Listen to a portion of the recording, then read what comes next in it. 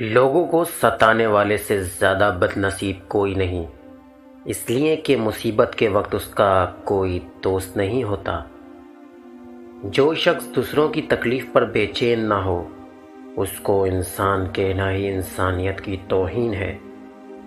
دشمن تجھے جو کام کرنے کو کہے تو اس سے بچ، ورنہ افسوس کا ہاتھ ران پر تو مارے گا۔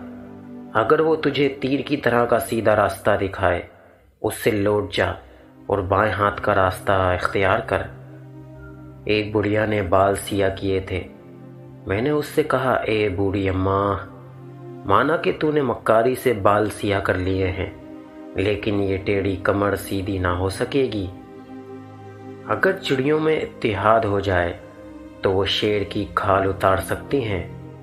عقل مند کے نزدیک دنیا کی مضبوط عمارتیں کچھ نہیں ہیں، ان سے موت کا مقابلہ نہیں کیا جا سکتا، بلکہ ان کو دیکھ کر خوف آتا ہے کہ جب ان کو بنانے والے نہ رہے تو ہم کیسے رہیں گے۔